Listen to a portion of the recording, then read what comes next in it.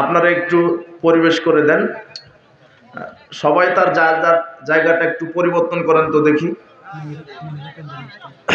মহিলা প্যান্ডেলের একই অবস্থা, আপনারা জায়গাটি যার জায়গা পরিবর্তন করে একটু সামনে আসেন সবাই।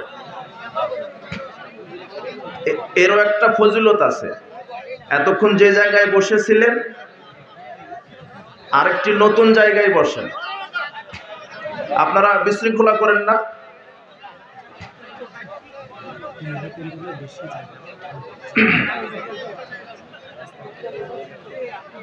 কথা বলেন না, আবারও দাঁড়িয়ে আছেন যে আপনারা। একজন লোক দাঁড়িয়ে থাকা যাবে না, একজন লোক। যদি বসার জায়গা না থাকে সেক্ষেত্রে ভিন্ন কথা, কিন্তু বসার জায়গা আছে তো, ওই যে অনেক জায়গা পড়ে আছে।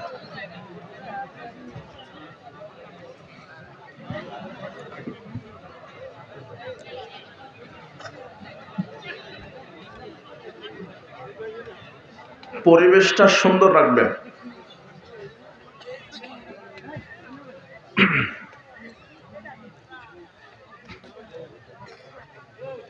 ওই যে আরো ভাইরা ওখানে দাঁড়িয়ে আছে, যদি প্রয়োজন হয় তাহলে বসতে হবে, না হলে এখান থেকে চলে যেতে হবে। আর ওই যে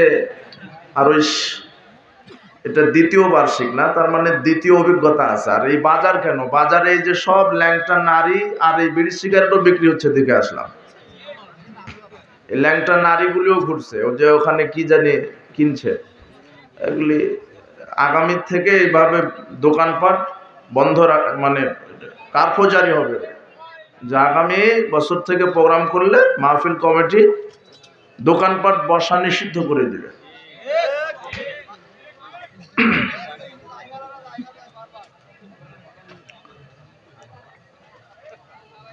আচ্ছা, এখন আপনারা মনোযোগ দিবেন, বিশৃঙ্খলা করবেন না, এদিক ওদিক তাকানোর কোনো সুযোগ নেই। আমরা এমন একটি বরকতপূর্ণ ফজিলতপূর্ণ জায়গায় বসেছি যে ব্যাপারে রাসূল সাল্লাল্লাহু আলাইহি ওয়াসাল্লাম বলছেন, মা জালাসা কওমুন মাজলিসান ইয়াযকুরুনাল্লাহ। যখন কোন এলাকার লোক একত্রিত হয়ে বসে কোরআন হাদিসের জিকিরের অনুষ্ঠানে বসে, এটা কোরআন হাদিসের অনুষ্ঠান, এখানে এসে বসে যেতে হয়। কোরআন হাদিস থেকে আলোচনা শ্রবণ করতে গেলেও 7টা বিধান লাগে। কয়টা? 7টা। আমি 7টা বিধান বলবো, তারপরে আমরা আমাদের বিষয়গুলির দিকে যাব ইনশাআল্লাহ। রাত হয়ে গেছে অনেক, আপনাদের ধৈর্য, কষ্ট করে আমাদের কথাগুলি বোঝার চেষ্টা করবেন, ধৈর্য ধারণ করবেন।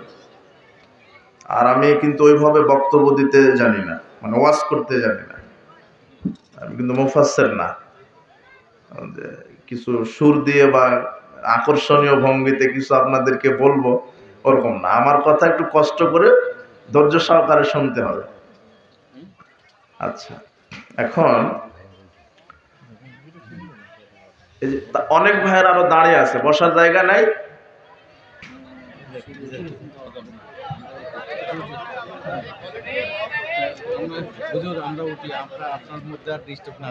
হ্যাঁ, ব্যস্ত আছেন না? ভাই অনেক দূর যাবে, বগুড়া থাকে বড় ভাই, উনি বক্তব্য শুনি সবসময়। আপনার ইউটিউবে বক্তব্য আপনার শুনছি এবং অতিথি হওয়ার আগে এই জন্য আর কি আপনাকে আমাদের জন্য দোয়া রাখেন একটু। আসি আপনারা, আসসালামু আলাইকুম।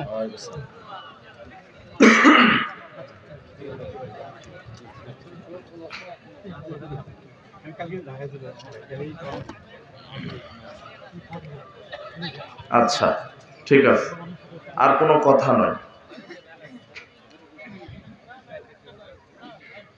রাসূল সাল্লাল্লাহু আলাইহি ওয়াসাল্লাম বলছেন, যখন কোনো এলাকার লোক জিকিরের মাজলিসে বসে, হাদিসে বসার কথা আসছে, এজন্য বসে যেতে হবে। বসার সুযোগ না থাকলে সেটা আলাদা কথা। ইল্লা নাদাহুম মুনাদিম মিনাস সামা, আল্লাহ আকাশ থেকে তাদেরকে আহ্বান করে বলেন, কুমু মাগফুরান লাকুম, যারা শুরু থেকে শেষ পর্যন্ত কোরআন হাদিসের আলোচনা শ্রবণ করেছ, তোমরা উঠে যাও, কেননা আমি আল্লাহ তোমাদের বিগত সব পাপগুলিকে ক্ষমা করে দিয়েছি। ওয়াবুদ্দিলাত সাইয়্যাতুকুম হাসানাত, আর বিগত যত পাপ ছিল সব পাপকে আমি নেকি করে দিয়েছি। পৃথিবীতে অনেক আমল আছে যে আমলগুলি করলে বিগত সব পাপ ক্ষমা হয়, কিন্তু পাপ নেকি হয় না, শুধু ক্ষমা হয়। কিন্তু কিছু স্পেশাল আমল আছে যে আমলগুলি করলে আল্লাহ শুধু পাপ ক্ষমা করেন না, বিগত সব পাপকে ক্ষমা তো করে দেন, সব পাপকে আবার নেকিতে পরিণত করে দেন। তার একটা আমল হচ্ছে এই কোরআন হাদিসের এই জিকিরের মাজলিসে বসা, আরেকটি হচ্ছে পাপ থেকে তওবা করা। হাদিসে আসছে জিকিরের মাজলিসে বসে যেতে হবে, না বসলে ফজিলত পাবেন না। পৃথিবীতে কিছু আমল আছে যে আমলগুলি করলে পাপ ক্ষমা হয়, যেমন রাসূল সাল্লাল্লাহু আলাইহি ওয়াসাল্লাম বলছেন, মান আকালা তাআম, যে ব্যক্তি খাদ্য খাওয়ার পরে বলবে আলহামদুলিল্লাহিল্লাযী আত'আমানি হাযা ওয়া রাযাকানিহি মিন গায়রি হাওলিন মিন্নি ওয়ালা কুওয়া, এটা খাওয়া শেষের দোয়া। রাসূল সাল্লাল্লাহু আলাইহি ওয়াসাল্লাম বলছেন, কেউ যদি এই দোয়াটা খাওয়া শেষ করে বলে, গুফিরা লাহু মা তাকাদ্দামা মিন যামবিহি, আল্লাহ তার বিগত সব পাপকে ক্ষমা করে দেন। তাহলে এটা একটা দোয়া, খাওয়া শেষে এই দোয়াটা পাঠ করলে বিগত যত সাগীরা গুনাহ আছে সব পাপ কি হয়ে যায়? ক্ষমা হয়, কিন্তু পাপ নেকি হয় না। ক্ষমা যে হলো এটাই তো বড়, তাই না? এটাই তো আল্লাহর বেশি অনুগ্রহ। রাসূল সাল্লাল্লাহু আলাইহি ওয়াসাল্লাম বলছেন, ইযা ক্বালাল ইমাম সামিআল্লাহু লিমান হামিদা, যখন ইমাম সামিআল্লাহু লিমান হামিদা বলবে, ফাকুলু আল্লাহুম্মা রাব্বানা লাকাল হামদ, তখন তোমরা এটা বলো, এই দোয়াটা বলো, ফাইন্নাহু মান ওয়াফাকা কাওলুহু কাওলাল মালায়েকা গুফিরা লাহু মা তাকাদ্দামা মিন যামবিহি। ইমাম যখন সামিআল্লাহু লিমান হামিদা বলে, সাথে সাথে ফেরেশতারাও এই দোয়াটা বলে। তো তোমরাও বলো, তোমাদের বলাটা যদি ফেরেশতাদের বলার সাথে হয়ে যায়, তাহলে আল্লাহ তোমাদের বিগত সব পাপকে ক্ষমা করে দিবেন। রাসূল সাল্লাল্লাহু আলাইহি ওয়াসাল্লাম বলছেন, মা মিন মুসলিমাইনি ইয়ালতাকিয়ান, যখন দুজন মুসলিম সাক্ষাৎ হয়, ফায়াতাসাফাহানে, পরস্পরের দুই হাতে মুসাফা করে সালাম বিনিময় করে, ইল্লা গুফিরা লাহুমা ক্বাবলা আন ইফতারিকা, তাদের দুই হাত পৃথক হওয়ার পূর্বেই আল্লাহ তাদের উভয়ের সব পাপকে ক্ষমা করে দেন। তাহলে মুসাফা করে সালাম দিবেন, এতে ফজিলত বেশি। তাই বলে 3 হাত 4 হাত লাগাবেন না, আবার বুঝেননি কথা? অনেকে 3 হাত 4 হাত লাগায়, তাই না? তাহলে ওটা বেদাত হয়ে যাবে, উল্টা পাপ ক্ষমা হবে না, উল্টা পাপ আরো হবে। আমি শুধু কয়েকটা আমলের কথা বলছি যে আমলটা করলে বিগত সব পাপকে আল্লাহ কি করে দেন? ক্ষমা করেন। আর কি? রাসূল সাল্লাল্লাহু আলাইহি ওয়াসাল্লাম বলছেন, কেউ যদি রমাদানের সিয়াম রাখে, মান সামা রমাদানা ঈমানান ওয়া ইহতিসাবান গুফিরা লাহু মা তাকাদ্দামা মিন যামবিহি, যে ব্যক্তি রমাদানে ঈমান নিয়ে নেকির আশায় সিয়াম রাখবে, তার বিগত সব পাপকে ক্ষমা করে দেওয়া হয়। যে ব্যক্তি রমাদানে ঈমান নিয়ে নেকির আশায় তারাবির সালাত আদায় করবে, তার বিগত সব পাপকে ক্ষমা করে দেওয়া হয়। যে ব্যক্তি রমাদানে ঈমান নিয়ে নেকির আশায় লাইলাতুল কদর রাত্রিকে উদযাপন করবে, তার বিগত সব পাপকে ক্ষমা করে দেওয়া হয়।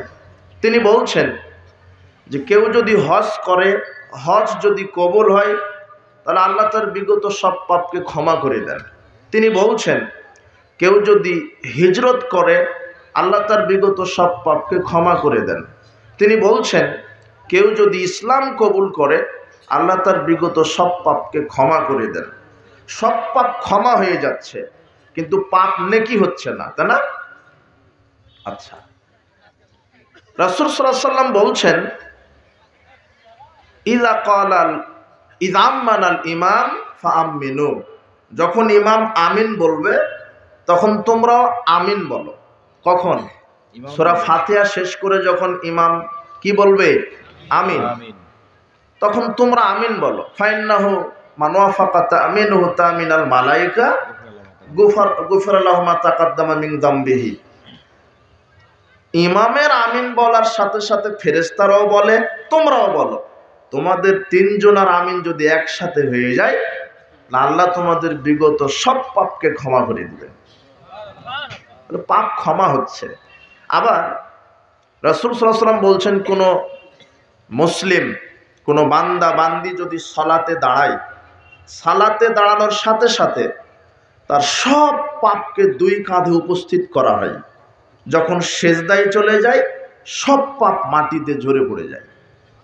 সব পাপ কোথায় ঝরে পড়ে যায়? মাটিতে। পাপ ঝরে পড়ে যায়, পাপ ক্ষমা হয়। এই যে কয়েকটা আমলের কথা বলা হলো, কিন্তু পাপ নেকি হলো না। নেকি হলো? নেকি হলো না। কিন্তু রাসূল সাল্লাল্লাহু আলাইহি ওয়াসাল্লাম বলছেন মা জালাসা কওমুন মাজলিসান ইয়াযকুরুনাল্লাহ, কোরআন হাদিসের জিকিরের মজলিসে এসে যদি কেউ বসে, ইল্লা নাদাহুম মুনাদিম মিনাস সামা, আল্লাহ তাদেরকে আহ্বান করে বলেন তোমরা উঠে চলে যাও, আমি তোমাদের বিগত সব পাপ তো ক্ষমা করে দিলাম, বিগত সব পাপকে আমি নেকি করে দিলাম। এই ফজিলত আপনি পাবেন, কিন্তু কোরআন হাদিসের জালসাতে বসতে গেলেও 60টা বিধান লাগে। কয়টা বিধান? তার এক, নিয়ত ঠিক রাখতে হবে। কি নিয়ত? ইন্নামাল আমালু বিন্নিয়াত। প্রত্যেকটা আমলটা নির্ভর করে কার উপরে? নিয়তের উপরে। আপনার যদি নিয়তটা এরকম হয় যে দেখি কেমন সম্মেলন হবে, কেমন বক্তা আসে, একটু একটু পায়চারি করে একটু জিলাপি বাদাম কিনে চলে যাব, তাহলে আপনি ফজিলত পাবেন না। এক হচ্ছে নিয়তকে ঠিক রাখবেন, আমি কোরআন হাদিস শুনতে যাচ্ছি একমাত্র আল্লাহকে খুশি করার জন্য। কাকে? আল্লাহ। দুই, মাজলিসে আসার সাথে সাথে বসে যাবেন, দাঁড়িয়ে থাকার সুযোগ নেই। হাদিসে আসছে বসে আলোচনা শ্রবণ করতে হয়।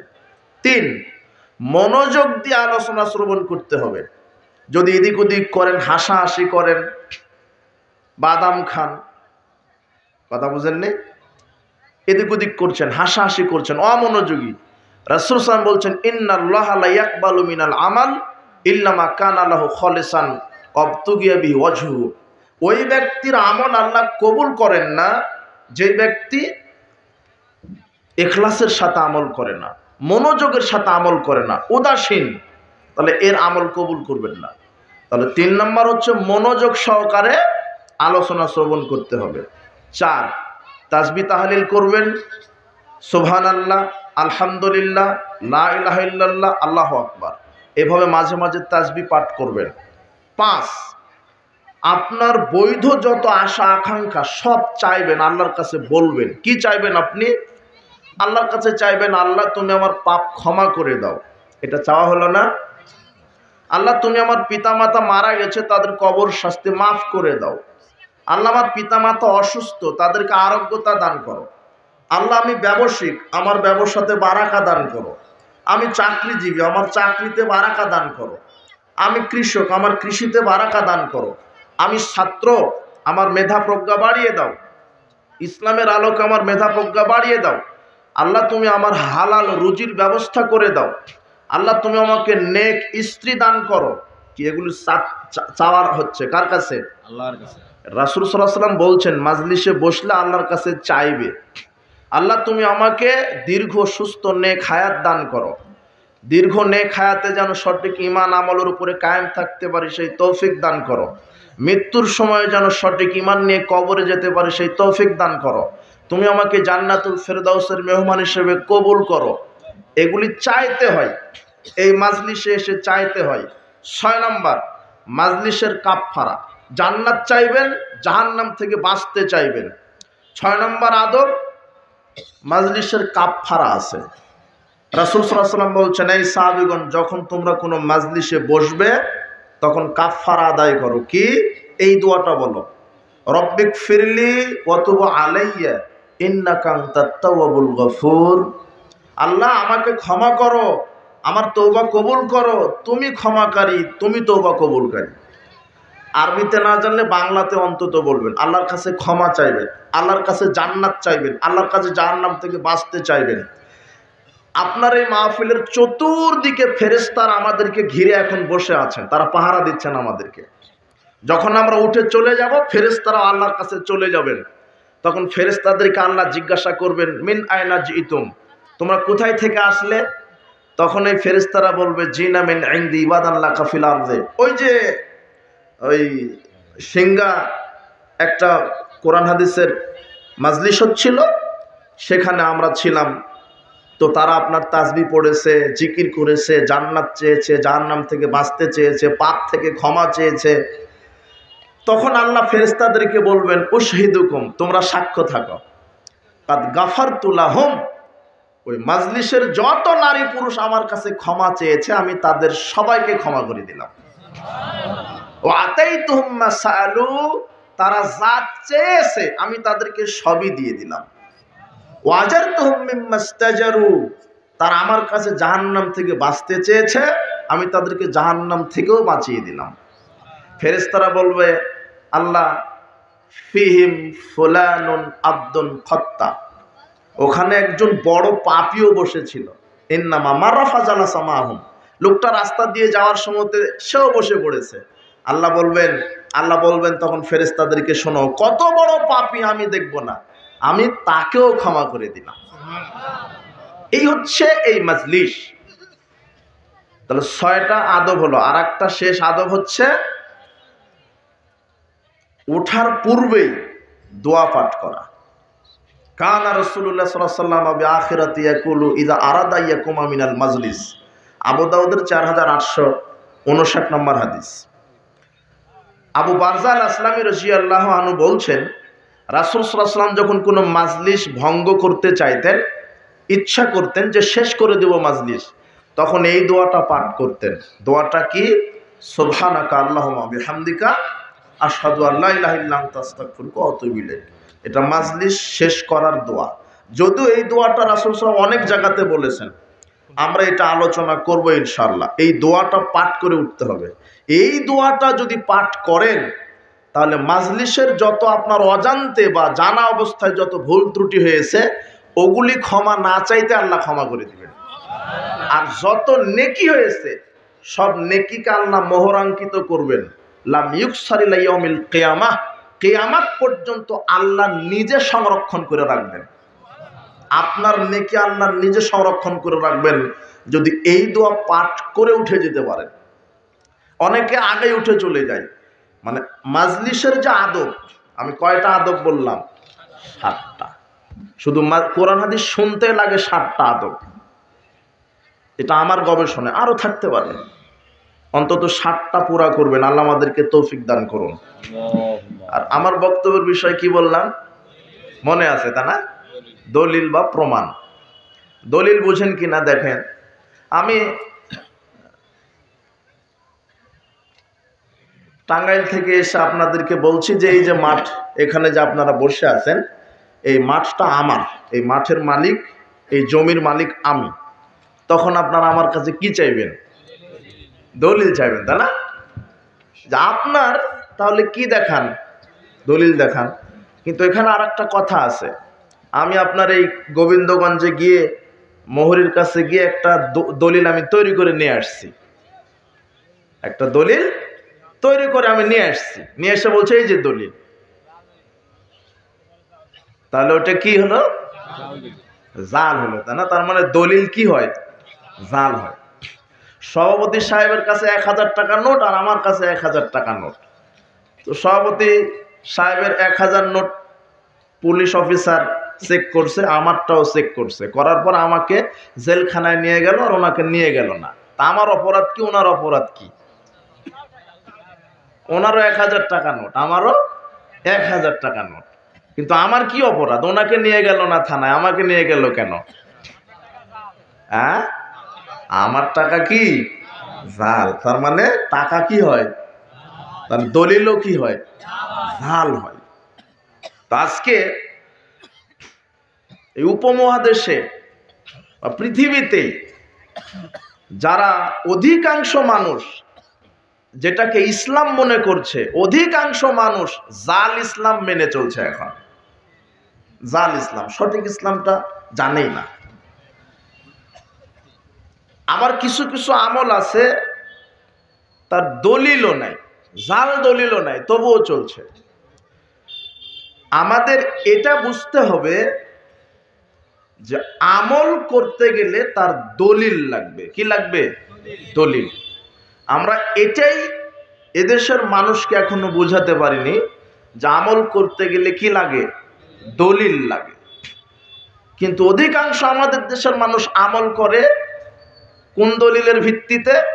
বড় আলেম করে, বাপদাদা থেকে করে আসছি, এটা হচ্ছে তাদের দলিল। তাদের দলিল কোরআন হাদিস না, তাদের দলিল হলো বাপদাদা, কি বড় আলেম। অধিকাংশ মানুষ করছে, এগুলো হচ্ছে তাদের দলিল। কিন্তু দলিল হতে হবে কোরআন এবং সুন্নাহ, রাসূল সাল্লাল্লাহু আলাইহি ওয়াসাল্লাম এবং সাহাবায়ে কেরাম করেছেন কিনা। কথা বুঝেছেন? এবং সেটা সহি হতে হবে। এখানে অনেক মাযহাবী ভাইয়েরা থাকতে পারে, তাই না? মাযহাবী ভাইয়েরা আছে না? আছে। বাংলাদেশে প্রচলিত কয়টা মাযহাব আছে? 4টা। কয়টা? 4টি।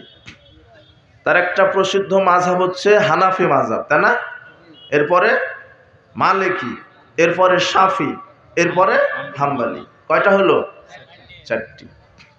আর এই মাযহাবী ভাইয়েরা যারা আহলে হাদিস দাবি করে, সালাফি দাবি করে, অনেক মাযহাবী ভাইয়েরা হোক বা তরিকাপন্থী হোক, এক কথায় তারা নিজেদের মধ্যে গোতাগুতি লাগলেও বিশ্বের সব ইসলামী দলগুলি ঐক্যবদ্ধ হয়ে সালাফিদের বিরুদ্ধাচারণ করার জন্য এরা একজোট হয়ে থাকে, তাই না? ওই যে দাড়ি কামিয়ে কে জানি পালাতে লাগলো, ওর নাম কি? ধরা পড়ছে, তাই না? সালমানের রহমান। দেখেন এরা কত খারাপ। তো যখন সালমানের রহমান ধরা পড়লো, তখন এই বেদাতি কাঠমোল্লারা বা বেদাতি সমর্থকেরা বলছে এই যে আহলে হাদিসের দরবেশ ধরা পড়ছে, এবং কমেন্ট করেনি, মানে আহলে হাদিসের ব্যাপারে এদের যত চুলকানি। যেহেতু ওই যে সালমানের রহমান আমিরে জামাতের 2-1টা প্রোগ্রামে বক্তব্য দিয়েছে, মনে করছে যে এ হলো আহলে হাদিস।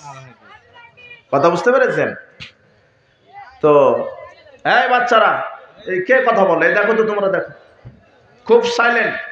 আমার বক্তব্য কষ্ট করে শোনা লাগবে, ধৈর্য সহকারে শোনা লাগবে, নাহলে বুঝতে পারবেন না। আমি এখানে ওয়াজ করতে আসিনি, তাফসীর শোনাবো না, অযথা জেলখানার গল্প এখানে আমি শোনাতে আসিনি, আর কোন নেতার গোয়েন্দাগিরি করার জন্য আসিনি। এখানে কোন নেতার ক্যানভাস করার জন্য আমি আসিনি। কথা বুঝেছেন? কোন দলের ক্যানভাস করার জন্য আমি আসিনি। আমি এসেছি কোরআন এবং হাদিসের ক্যানভাস করার জন্য। বলছিলাম যে বলছে এলা আহলে হাদিস ধরা পড়ছে। তো আহলে হাদিস না একজন ধরা পড়লো, তো বাকি যেগুলো ধরা পড়ছে ওরা কারা? ওরা কারা? কথা বুঝেননি? মানে সব একজোট হয়ে আহলে হাদিসকে কিভাবে দাবিয়ে রাখা যায়। কিন্তু আহলে হাদিসদেরকে দাবিয়ে রাখা যাবে? ফেরাউন ডুবে মরেছে, তাই না? নমরুদ জুতার বাড়ি খেয়ে মরেছে। আহলে হাদিসের যারা বিরুদ্ধাচারণ করছো, ওই আল্লাহ এখনো প্রস্তুত আছে তোমাদেরকেও ডুবিয়ে মারার জন্য। তো 4টি মাযহাব প্রসিদ্ধ, তাই না? কয়টা মাযহাব? 4টি।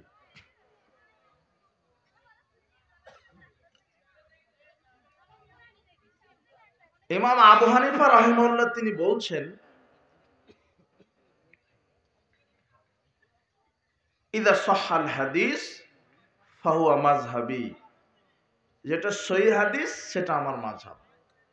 ইমাম আবু হানিফা কোন হাদিস মানতে বললেন? তার মানে সহিহ হাদিস, তাই না? আচ্ছা, এটা একটু পরে বলি। আল হাদিসদের বিরুদ্ধে যত অপবাদ, আমি এটা বোঝাতে যাচ্ছিলাম। এরা বলে যে লা মাযহাবি, গায়রে মুকাল্লিদ, ইহুদি খ্রিস্টানের দালাল, এরা ফিতনাবাজ,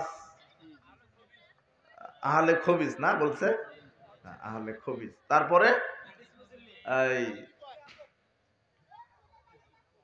লা মাযহাবি, এরা হলো নতুন ফিরকা, নতুন ফিরকা বলে না। আবার ওরা বলে যে আহলে হাদিস পরিচয় দেওয়া যাবে না, মুসলিম পরিচয় দিতে হবে, তাই না? তো আহলে হাদিস পরিচয় দেওয়া যাবে না, হানাফি পরিচয় দেওয়া যাবে, হ্যাঁ? শাফি পরিচয় দেওয়া যাবে না। আহলে হাদিসের যত দোষ, শাফি পরিচয় দিলে দোষ নাই। খারেজি, শিয়া, মুরজিয়া, মুতাজিলা, জাহামিয়া, জাবরিয়া, মুআত্তিলা, মাতরুদিয়া, এরপরে তরিকাতন্ত্রের নামে ব্রেলভি, দেওবন্দি, আটরশি, সরসিনা, চরমনায়, দেওয়ানবাগ, কুতুববাগ, রাজারবাগ, ফুলতলি, চন্দ্রপুরী, তরিকার নামে নকশাবন্দিয়া, মুজাদ্দেদিয়া, কাদেরিয়া, চিশতিয়া, এগুলি সমস্যা নাই। হানাফি বললে সমস্যা নাই, শাফি বললে সমস্যা নাই, মালিকি বললে সমস্যা নাই, হাম্বলি বললে সমস্যা নাই। আহলে হাদিস বললে এদের কি সমস্যা? কথা বুঝেননি? ওগুলি পরিচয় দেওয়া যাবে, আহলে হাদিস দেওয়া যাবে না, এটা নতুন ফিরকা। কিন্তু আহলে হাদিস এটা একটা বৈশিষ্ট্যগত নাম। সব বৈশিষ্ট্যগত নাম আছে, বৈশিষ্ট্যগত নাম এটা দোষের না, এটা থাকতেই পারে। আমাদের নাম হচ্ছে ইনসান, আমরা মানুষ, আমরা কি মানুষ। কিন্তু আল্লাহ আমাদের নাম দিয়েছেন হুয়া সাম্মাকুমুল মুসলিমিন, মুসলিম। তাহলে এখন আর আপনি মানুষ না, এখন কি আপনি মানুষ না তাহলে, না? এরপরে সালেহিন, সিদ্দিকিন, শুহাদা, এগুলো একটা বৈশিষ্ট্যগত কি নাম। আমরা রমাদানে একটা সালাত আদায় করি, কি সালাত? তারাবির সালাত, তাই না? এখন আপনার এই গোবিন্দগঞ্জ, গাইবান্ধা, রংপুর জেলার সব আলেম ওলামাকে এক মঞ্চে করে বলেন, হুজুর তারাবি শব্দটা কোরআন হাদিসের কোথায় আছে? হ্যাঁ, কোথাও আছে না। এটা হলো মুহাদ্দিসগণ বৈশিষ্ট্যগত একটা নাম দিয়েছেন। তারাবিটা রাহাতুন শব্দ থেকে আসছে, যার অর্থ হচ্ছে প্রশান্তির সাথে আদায় করা। কিসের সাথে? যদিও আপনার ইমাম 5G 6G গতিতে আদায় করে, 5G গতিতে আদায় করে না, একেবারে 20 রাকাত তারাবি মাইরে দিল 12-20 মিনিটে। অথচ তারাবি মানে কি? ধীর স্থিরতার সাথে আদায় করা। এই জন্য মুহাদ্দিসগণ নাম দিয়েছে তারাবি, মানে ধীর প্রশান্তির সাথে আদায় করতে হবে। কিন্তু তারাবি শব্দটা কোরআনেও নাই, হাদিসেও নাই, এটা বৈশিষ্ট্যগত একটা নাম। তাহলে বৈশিষ্ট্যগত নাম দিলে কোনো সমস্যা আছে? আহলুল হাদিস এটা বৈশিষ্ট্যগত নাম, এর অর্থ হচ্ছে কোরআন এবং হাদিসের অনুসারী। কোরআন আর হাদিসের কি? আহাল মানে অনুসারী, হাদিস মানে কোরআন এবং হাদিস, হাদিস মানে কোরআন আর হাদিস। কোরআনের নাম আল্লাহ হাদিস দিয়েছেন, আল্লাহ নিজে কোরআনকে হাদিস বলেছেন। এর দলিল সূরা জুমার 39 নম্বর সূরা 23 নম্বর আয়াত। আল্লাহ বলছেন, আল্লাহু নাজ্জালা আহসানাল হাদিস, আল্লাহ হচ্ছেন তিনি যিনি তোমাদের জন্য উত্তম হাদিস নাজিল করেছেন। সুবহানাল্লাহ। তাহলে আল্লাহ কোরআনের আরেকটা কি নাম দিলেন? কোরআনের অনেক নাম আছে। কোরআনুল কারীম, কারীম একটা নাম, তানজিল, জিকির, কিতাব, হুদা, শিফা, তানজিল, কারীম, মাজিদ, এগুলি কি এক একটা কোরআনের। নূর, কিতাবুন নূর আছে না, এগুলো এক একটা নাম। তেমনি কোরআনের আরেকটা নাম হচ্ছে হাদিস। কোরআনের আরেকটা নাম কি? হাদিস। তাহলে কোরআনকেও আল্লাহ হাদিস বলেছেন, আর রাসূল সাল্লাল্লাহু আলাইহি ওয়াসাল্লামের কথাকেও কি বলেছেন আল্লাহ? হাদিস। তাহলে আহলুল হাদিস হচ্ছে কোরআন এবং হাদিসের যারা সনিষ্ঠ অনুসারী। পবিত্র কোরআন এবং সহিহ হাদিসের যারা সনিষ্ঠ অনুসারী, এদের বৈশিষ্ট্যগত নাম কি? আহলুল হাদিস। এখন যারা আমাদেরকে বলে আমরা ফিতনাবাজ, নতুন ফেরকা, ইহুদি খ্রিস্টানের দালাল, এই আমাদের এগুলি শুনতে হয় না? এখন আমি বলবো যারা বলে এরা কিন্তু মাযহাবী, এরা কি মাযহাবী না? আমি কোনো মাযহাবের নাম উল্লেখ করছি না, কোন মাযহাবের, বিভিন্ন হতে পারে, 14টা 20টা মাযহাব থাকতে পারে, 4টা থাকতে পারে। যারা আমাদেরকে অপবাদটা দেন এরা হয় বেদাতি, না হলে মাযহাবী, না হলে কোনো তরিকাপন্থীর লোক, তাই না? আচ্ছা, আমার কথা, কোরআন আর হাদিস আগে আসছে না মাযহাব আগে আসছে? কোরআন আর হাদিস। রাসূল সাল্লাল্লাহু আলাইহি ওয়াসাল্লাম, সাহাবায়ে কেরাম আগে আসছে না চার মাযহাবের চার ইমাম আগে আসছে? তাহলে আহলে হাদিসকে যে আপনি নতুন ফিরকা বলেন, আমরা কোরআন আর হাদিসের অনুসরণ করছি, তার মানে কোরআন আর হাদিস আগে আসছে। তার মানে যারা কোরআন আর হাদিস মানে এরাই হচ্ছে প্রাচীন দল, আর যারা মাযহাব তৈরি করেছে এরাই হলো নতুন একটা ফিরকাবাজ। তার প্রমাণ কি? তার প্রমাণ কি? আহলুল হাদিস, আল্লাহ সুবহানাহু ওয়া তাআলা বলছেন, আমি আগেই বলেছি আহলুল হাদিস একটা বৈশিষ্ট্যগত নাম। আল্লাহ সুবহানাহু ওয়া তাআলা বলছেন, ওয়া মিম্মান খলাকনা উম্মাতুন ইয়াহদুনা বিল হক ওয়া বিহি ইয়াদিলুন, আমার সৃষ্টির ভিতরে একটা দল হকের উপরে বিজয় থাকবে, হকের উপরে থাকবে। আল্লাহ বলছেন এই কথা, আমার সৃষ্টির ভিতরে একটা দল হকের উপরে থাকবে, এটা আল্লাহ বলছেন। সূরা আরাফ 7 নম্বর সূরা 181 নম্বর আয়াত।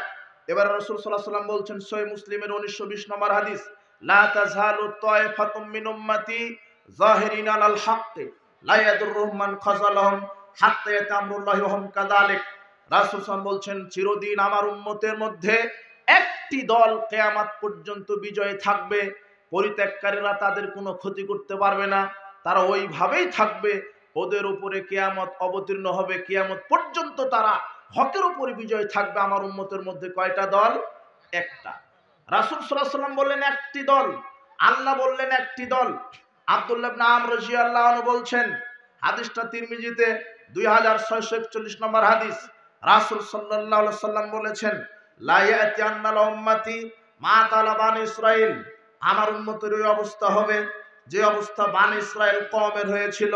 হাজওয়ান নাল বিন নাল, যেমন দুই পায়ের জুতা সমান, ইহুদি খ্রিস্টান যেমন হবে, আমার মুসলিম উম্মত তেমন হবে।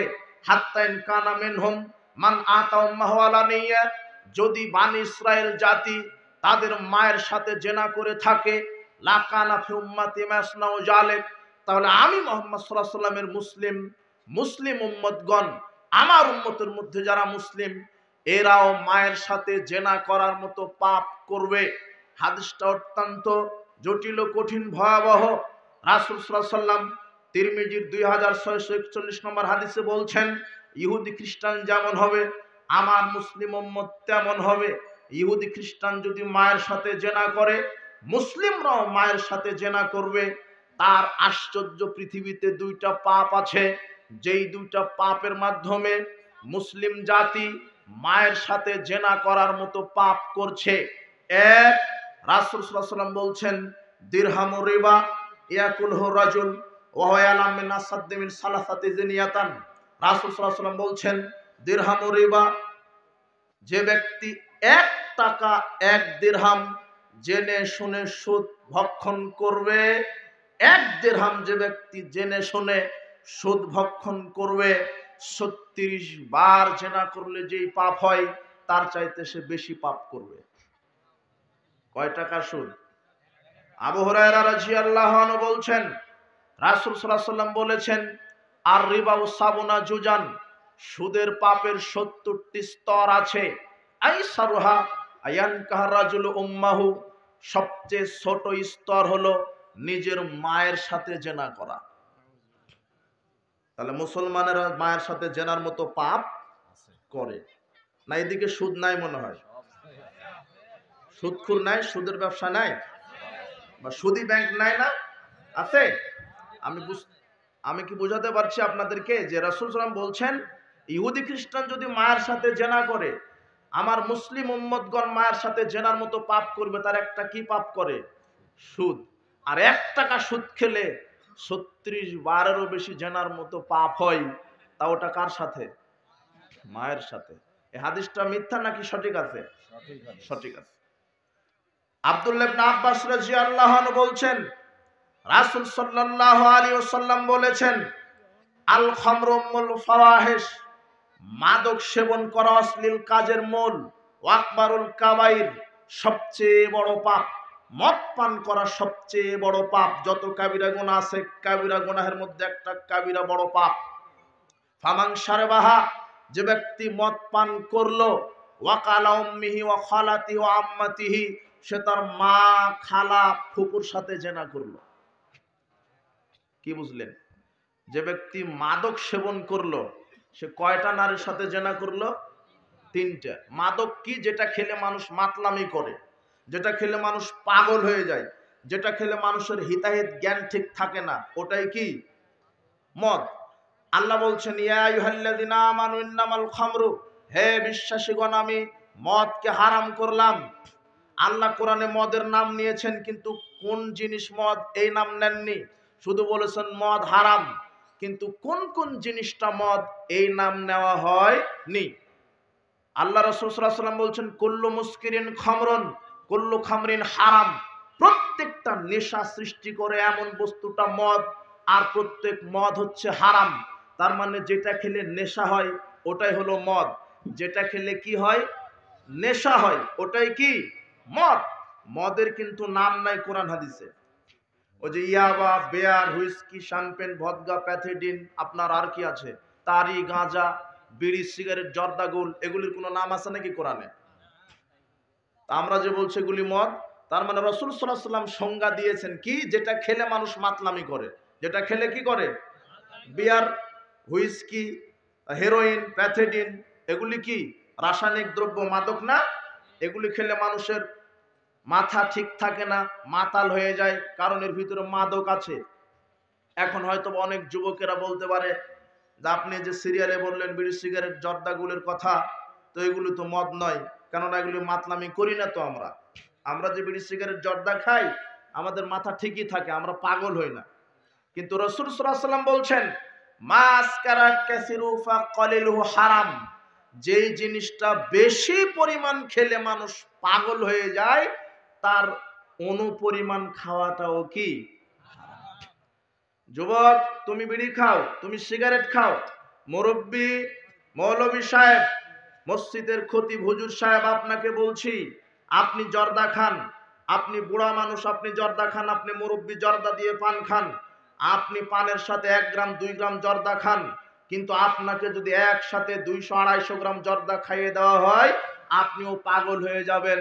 তার মানে যেটা বেশি খেলে মানুষ পাগল হয়, তার অল্পটাও হারাম। অতএব জর্দা খাওয়া কি?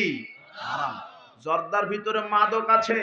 আর যুবক, তুমি সিগারেট খাও, যারা পান খায় জর্দা চিবিয়ে খায়, আর যারা সিগারেট খায় তারা জর্দা পুড়িয়ে খায়, বস্তু একই। তামাক পাতা থেকেই জর্দা, তামাক পাতা থেকেই বিড়ি, সিগারেটের মশলা। আপনাকে এটা বুঝতে হবে, এটা হারাম, এর ভিতরে মাদক আছে। এটা কুরুচি সম্পূর্ণ, অরুচি সম্পূর্ণ খাদ্য, যেটা গরু, ছাগল, কুকুর, শৃগাল, শুয়োরও খায় না। বিড়ি, সিগারেট, জর্দাগুল কুকুর, শৃগালও খায় না। যুবক, তুমি খাও, তোমার বাপ খায়, তোমার মাস্টার ডিগ্রি পাস বিশেষ ক্যাডারও খায়, মানে এদের রুচি পশু প্রাণীর চাইতে খারাপ। যারা বিড়ি খুর, যারা সিগারেট খুর, কাউকে আপনি দেখেছেন যে 1 গ্লাস দুধ, একটা ডিম, 1 প্লেট খাবার, বিরিয়ানি নিয়ে টয়লেটের ভিতরে ঢুকেছে? কোনটা নিয়ে ঢুকে? এই বিড়ি, সিগারেট। এরা এত কুরুচিকর খাদ্য এটা। আজকে আপনি তওবা করবেন, ঈমানের দাবি যদি থাকে। আর এই গাঁজাখোর যারা, ইয়াবাখোর, ফেন্সিডিলখোর, এর চাইতে বেশি খারাপ এই জর্দাখোরেরা। আপনি আন্দাজে ঠিক বললেন। যারা জর্দা খায়, যারা হিরোইন খায়, প্যাথেডিন খায়, এরা লুকিয়ে লুকিয়ে খায়। আর হুজুর জর্দা খায় মসজিদের ভিতরে খায়। কথা বুঝেননি? মসজিদের ভিতরে খায়, যেটা কুকুরে খায় না, শুয়োরে খায় না, আপনি ওটা খান। সিগারেট, বিড়ি, গাঁজা, ইয়াবা, অরুচিকর খাবার। আর পৃথিবীতে কোনো পাপীকে রাসূল সাল্লাল্লাহু আলাইহি ওয়াসাল্লাম জুতা দিয়ে পিটতে বলেননি। আনাস রাদিয়াল্লাহু আনহু বলছেন রাসূল সাল্লাল্লাহু আলাইহি ওয়াসাল্লাম কানা ইয়াযরিবু বিল খামরে বিন নিয়াল ওয়াল জিরাবি 40। রাসূল সাল্লাল্লাহু আলাইহি ওয়াসাল্লামের কাছে যখন কোনো মদখুরকে আনা হতো তখন তিনি 40টা করে জুতা পিটা করতেন মদখুরকে। কয়টা করে? 40টা। তার মানে যারা মাদক খেয়ে বেড়ায়, আপনি বিড়ি খান, সিগারেট খান, গুল খান, ইয়াবা খান, যেটাই খান, ও কয়টা করে জুতা বাড়ি খাওয়ার যোগ্যতা অর্জন করছে? ও 40টা। কথা বুঝেছেন? মান শারাবাল খামরা ও সাকিরা লাম তুকবাল্লাহু আর লাম তুকবাল্লাহু সালাতুন আরবাইনা সাবাহান। রাসূল সাল্লাল্লাহু আলাইহি ওয়াসাল্লাম বলছেন কেউ যদি একবার মাদক মুখে দেয় তার 40 দিনের কোন ইবাদত কবুল হবে না। আপনাকে এই বক্তব্য আজকে দেওয়ার জন্য বলিনি, যদিও হাদিসের ইবারত চলে এসেছে। রাসূল সাল্লাল্লাহু আলাইহি ওয়াসাল্লাম বলছেন মুসলিম উম্মত হবে ইহুদি খ্রিস্টানের মতো। তারা যদি মায়ের সাথে জেনা করে, আমার মুসলিম উম্মত জেনা করবে। তার দুইটা পাপের মাধ্যমে জেনা করছে, এক হলো সুদ খাওয়ার পাপ, এক হচ্ছে দ্বিতীয় হচ্ছে মদ খাওয়ার পাপ। রাসূল সাল্লাল্লাহু আলাইহি ওয়াসাল্লাম বলছেন ফামান শারাবাহা, যে ব্যক্তি মাদক মুখে দিল, ওয়াকালা উম্মি ও খালাতি ও আম্মাতিহি, সে তার মা, খালা, ফুপুর সাথে জেনা করলো। যুবক, তোমার যদি ঈমানের দাবি থাকে, আজকে পকেট থেকে সিগারেটের প্যাকেট ফেলে দিবে, মরা পর্যন্ত মাদক মুখে দিবে না। মাদক তোমার অর্থকে ধ্বংস করছে, তোমার শক্তি, তোমার শারীরিক ক্ষতিকে ধ্বংস করছে, তোমার ইবাদতকে নষ্ট করছে, তোমার দুনিয়া নষ্ট করছে। এই মাদক তোমার পরকালকেও নষ্ট করছে। তুমি মাদককে কবর দাও। আল্লাহ যুব সমাজকে তুমি মাদকতা থেকে হেদায়েত দান করো। দুটি পাপ, এই কথা নয়। এরপর রাসূল সাল্লাল্লাহু আলাইহি ওয়াসাল্লাম হাদিসের শেষে বলছেন, হাদিসটা তিরমিজিতে আছে, 2641 নম্বর হাদিস। রাসূল বলছেন ইন্না বানি ইসরাঈলা তাফাররাকাত আলা সিনতাইনি ওয়া সাবিনা মিল্লাতান। বানি ইসরাইল জাতি 72 ফিরকায় বিভক্ত হয়েছিল। ওয়া তাফতারিকু উম্মাতি আলা 73 মিল্লাতান। আর আমার মুসলিম উম্মত বিভক্ত হবে 73 ফিরকায়। কত ফিরকায়? কুল্লুহুম ফিন্নার, প্রত্যেক ফিরকা জাহান্নামে যাবে, ইল্লা মিল্লাতান ওয়াহিদাতান, এক ফিরকা জান্নাতে যাবে। সাহাবীগণ বলছেন মান হিয়া ইয়া রাসূলুল্লাহ, সেই এক ফিরকা কারা? রাসূল সাল্লাল্লাহু আলাইহি ওয়াসাল্লাম জবাবে বললেন মা আনা আলাইহি ওয়া সাহাবী, আমি এবং আমার সাহাবী যার উপরে আছি তার উপরে যারা থাকবে তারাই বিচার মাঠে সরাসরি জান্নাতে চলে যাবে।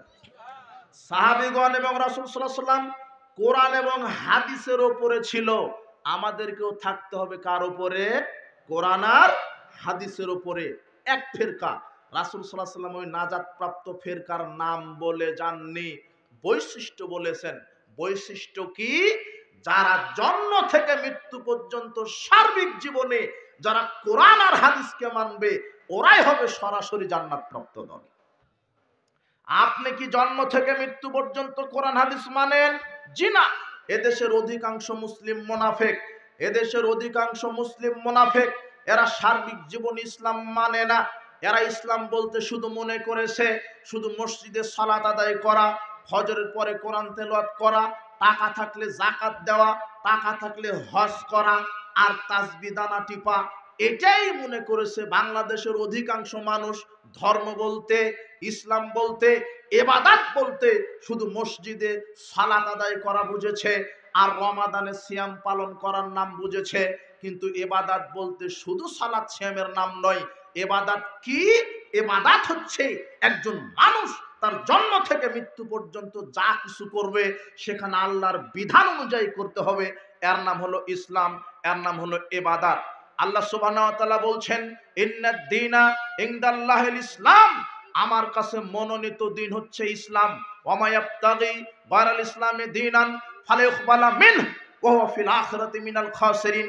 আল্লাহ বলছেন যারা ইসলাম ব্যতীত অন্য কোনো মতবাদ মেনে চলবে তাদের কোনো আমল আকীদা আমি কবুল করব না, তারা বিচারের মাঠে ক্ষতিগ্রস্তদের অন্তর্ভুক্ত হবে। আপনি বলবেন আমি তো ইসলাম মানি। জি না, আপনি আংশিক ইসলাম মানেন, অর্ধেক মানেন, অর্ধেক মানেন না। সূরা বাকারার 85 নম্বর আয়াতে আল্লাহ বলছেন আফাতুমিনুনা বিবাদিল কিতাব ওয়া তাকফুরুনা বিবাদ, তোমরা কি কিতাবের কিছু মানবে, কিছু মানবে না? ইসলামের অর্ধেক মানবে, অর্ধেক মানবে না? তোমরা কি শুধু মসজিদ মাদ্রাসা ইসলামকে মানবে, অর্থনীতি, সমাজনীতি, শিক্ষানীতি, পারিবারিক নীতি, রাজনীতিতে মানবে না? ফামা জাযাউ ওয়া মা ইয়াফআলু যালিকা মিনকুম ফামা জাযাউ মা ইয়াফআলু যালিকা মিনকুম ইল্লা খিজুন ফিল হায়াতিদ দুনিয়া ওয়া ইয়াউমাল কিয়ামাতি ইউরাদ্দুনা ইলা আশাদ্দিল আযাব। আল্লাহ বলছেন যারা ইসলামকে শুধু মসজিদ মাদ্রাসায় মানে, অর্থনীতি সমাজনীতি রাজনীতিতে মানবে না, এরা হলো জালেম, এরা হলো ফাসিক, এরা হলো মুশরিক। এদেরকে দুনিয়াতেও আমি ধরবো, বিচার মাঠে কঠিন শাস্তিতে আমি নিক্ষেপ করব। তার মানে ইসলাম মানতে গেলে সব জীবনেই মানতে হবে, শুধু মসজিদ মাদ্রাসায় ইসলামকে মানলে হবে না। অধিকাংশ মুসলিম ইসলাম বলতে শুধু সালাতকে বুঝেছে, ইবাদত বলতে শুধু হজ করা বুঝেছে, অথচ ইসলাম বলতে শুধু সালাত সিয়াম নয়, আপনি যা কিছু করবেন সেখানে ইসলাম মেনে চলতে হবে। আপনি ভাত খাবেন, শুরুতে বিসমিল্লাহ, ওখানে কার বিধান? খাওয়া শেষে আলহামদুলিল্লাহ, সেখানে কার বিধান? আপনি টয়লেটে প্রবেশ করবেন, বিসমিল্লাহ আল্লাহুম্মা ইন্না নাউযু বিকা মিনাল খুবসি ওয়াল খাবায়েস, সেখানে কার বিধান? টয়লেট থেকে বের হওয়ার পর্বে বলবেন গুফরানাকা, ওখানে কার বিধান? আপনি ঘুমাতে যাবেন আল্লাহুম্মা বিসমিকা আমুতু আহইয়া, সেখানে কার বিধান?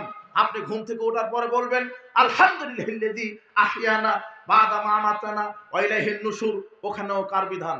আপনি স্ত্রীকে কিভাবে হালাল করবেন, স্ত্রীর কাছে গিয়ে কি দোয়া পাঠ করবেন, সেখানেও কার বিধান? আপনি পোশাক গায়ে দিবেন কিভাবে, সেখানেও আল্লাহর বিধান। আপনি জুতা পায়ে দিবেন কিভাবে, সেখানেও আল্লাহর বিধান। আপনি খান আল্লাহর বিধানে, পান করেন আল্লাহর বিধানে, ঘুমাতে যান আল্লাহর বিধানে, পেশাব পায়খানা করেন আল্লাহর বিধানে, পোশাক গায়ে দেন আল্লাহর বিধানে, আপনি সালাত আদায় করেন আল্লাহর বিধানে, সিয়াম রাখেন আল্লাহর বিধানে, হজ করেন আল্লাহর বিধানে, তাসবিহ আপনি গণনা করেন আল্লাহর বিধানে, আপনি কোরআন খতম দেন আল্লাহর বিধানে, আপনি দান করেন আল্লাহর বিধানে, আপনি পিতামাতার খেদমত করেন আল্লাহর বিধানে। আপনি এগুলি বুঝতে পেরেছেন, কিন্তু আপনাকে যেই আল্লাহর বিধানে সালাত আদায় করতে হবে, সেই আল্লাহর বিধানে অর্থনীতিও পরিচালনা করতে হবে। কিন্তু আপনি শুধু আল্লাহকে মসজিদে মানেন, কিন্তু অর্থনীতিতে আপনি একটা টাটকা সুদখোর, মানে আপনি টাটকা একটা মুনাফিক। আপনি রমাদানে সিয়াম পালন করেন আল্লাহর বিধানে, কিন্তু শিক্ষানীতি প্রণয়ন করেছেন ইহুদি খ্রিস্টানের কাল্পনিক বিধানে। ট্রান্সজেন্ডার ইস্যু, সমকামিতা, বানরবাদ, এগুলি নাস্তিক্যবাদী শিক্ষা ব্যবস্থা। আপনি শুধু মনে করেছেন সালাত সিয়াম ইসলাম, জি না, আমাকে শিক্ষা প্রণয়ন করতে হবে কার বিধানে? আল্লাহর বিধানে। আপনি সালাত আদায় করেন কার বিধানে? আপনি সিয়াম রাখেন কার বিধানে? আপনি হজ করেন কার বিধানে? আপনি রমাদানে সিয়াম পালন করেন কার বিধানে? উমরা করেন কার বিধানে? আর আপনার নেতা রাজনীতি করে কার বিধানে?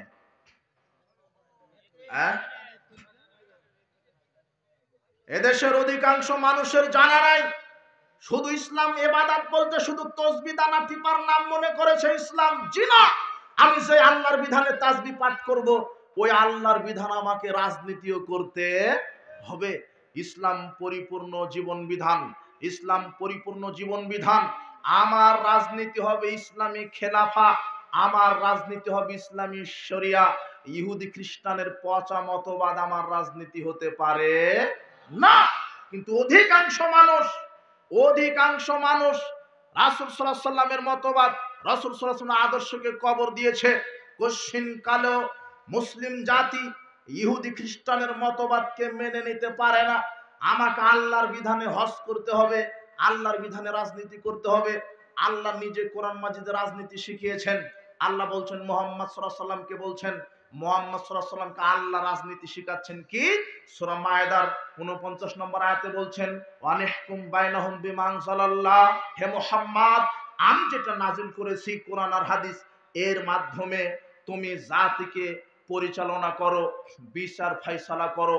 ওয়ালা তাত্তাবি আহওয়াআহুম, তুমি মানুষের তৈরি করা মতবাদ মেনে নিও না। মানুষের মতবাদ মানা যাবে না। আমার মতবাদ, আমার দিন একমাত্র ইসলাম। আমি ইসলামের আলোকে হজ যাকাত করব, ইসলামের আলোকে আমাকে রাজনীতি করতে হবে। কোন দেশাচারের নামে, লৌকিকতার নামে, কোন জাহিলি কর্মকাণ্ডের সাথে আমাকে মিশে যাওয়া যাবে না। আমি মানব রচিত মতবাদের মুখাপেক্ষী কেন হব? আশ্চর্য কথা। এদেশের নেতা নেত্রী ধর্ম বুঝেনি, এদেশের নেতা নেত্রী রাজনীতি বুঝেনি, এদেশের অনেক আলেম ওলামায়ে ধর্ম বুঝেনি। এদেশের আলেম ওলামা যুক্তি দিয়ে বলছে আমরা ইসলামকে ক্ষমতায় নিয়ে যাওয়ার জন্যই ইহুদি খ্রিস্টানের এই গণতন্ত্রকে মেনে নিয়েছি। জি না, আমার আল্লাহ বলছেন হুয়াল্লাযী আরসালা রাসূলাহু বিল হুদা ওয়া দীনিল হক লিইয়ুযহিরাহু আলাদ দীনি কুল্লিহি ওয়ালাউ কারিহাল মুশরিকুন। আল্লাহ বলছেন তিনি তো আল্লাহ যিনি তার নবীকে সত্য দিন সহকারে পৃথিবীতে প্রেরণ করেছেন। কেন? যাতে করে মানব রচিত যত মতবাদ সবকিছুকে কবর দিয়ে ইসলামকে বিজয় করতে পারে। কাকে? আপনি খুব মনোযোগ দেন, বক্তব্য আজকে বুঝে উঠতে হবে। একমাত্র আল্লাহর পক্ষ থেকে দিন জীবন ব্যবস্থার নাম কি? ইসলাম। ইসলাম ছাড়া মুসলিম কোন নীতি কোন মতবাদ মানতে পারে না।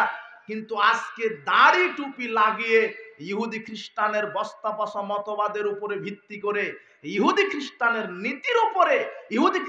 নীতির উপরে নির্ভর করে ইসলাম কায়েমের যারা স্বপ্ন দেখছে, কিয়ামত পর্যন্ত স্বপ্ন স্বপ্নই থেকে যাবে, স্বপ্ন কোনোদিন বাস্তবায়ন হবে না ইনশাআল্লাহ।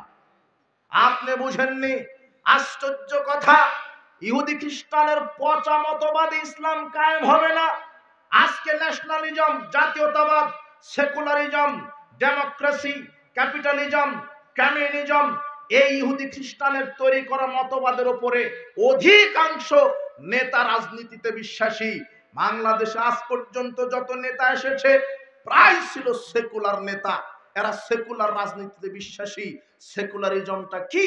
সেকুলারিজম কি জিনিস? সেকুলারিজম মানে ধর্মনিরপেক্ষতাবাদ। বাংলাদেশের অধিকাংশ নেতা যাদেরকে আপনি শ্রদ্ধা করেন, যাদেরকে আপনি সম্মান করেন, যাদেরকে মনে করেছিলেন এরাই কল্যাণের বাহক, জিনা প্রচলিত মানব রচিত বিধানে মানুষের কোনোদিন কল্যাণ হবে না। মানুষের স্রষ্টা আল্লাহ। মানুষের কল্যাণে কি হবে সেটাও নির্ধারণ করে দিয়েছেন কে? আল্লাহ। মানব রচিত বিধানে কল্যাণ প্রতিষ্ঠিত হবে না। মানব রচিত বিধানে কোনোদিন কল্যাণ প্রতিষ্ঠিত হবে না। বলছিলাম যে এই পৃথিবীতে একমাত্র দিন জীবন ব্যবস্থা ইসলাম। আল্লাহ ইসলামকে প্রতিষ্ঠিত করে দিয়েছেন, যাবতীয় মতবাদকে কবর দিতে বলেছেন।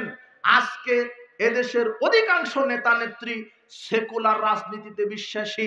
মানে সেকুলার এটা একটা নীতি, এটা একটা মতবাদ। সেকুলারদের সঙ্গে বলা হচ্ছে ছাত্র সমাজ, আজকে তোমাদেরকে ইসলাম বুঝে এখান থেকে উঠতে হবে, একটু ধৈর্য ধারণ করো। তুমি সেকুলার রাজনীতিতে বিশ্বাসী না, তুমি যে নেতার পিছনে ঘুরো ওই নেতা সেকুলার। ওই নেতার আকীদা কি জানো? Secularism is the belief that religion should not be involve in the organization of society education.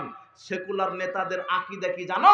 Secular নেতাদের, বাংলাদেশে অধিকাংশ নেতা সেকুলার, ধর্ম নিরপেক্ষ। এদের আকীদা যে না, শিক্ষা জীবনে ইসলাম ঢুকাতে দিব না, আমরা অর্থনীতিতে ইসলাম ঢুকাতে দিব না, সংগঠন ইসলাম ঢুকাতে দিব না, সমাজ জীবনে ইসলাম ঢুকাতে দিব না।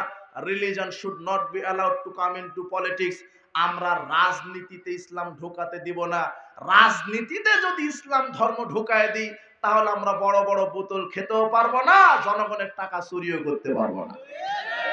এই জন্য এরা রাজনীতি নিজের গতিতে করতে চায়। রাজনীতিতে ইসলাম এরা চায় না, এরা ইসলাম বিদ্বেষী। অধিকাংশই নেতা নাস্তিক্যবাদী, নীতি আদর্শে বিশ্বাসী। তার প্রমাণ এদের আকীদা। এরা বলছে রাজনীতিতে ধর্ম চলবে না, শিক্ষানীতিতে ধর্ম চলবে না, অর্থনীতিতে ধর্ম চলবে না। অর্থনীতিতে যদি ইসলাম ঢুকায় তাহলে সুদী মহাজন হওয়া যাবে না।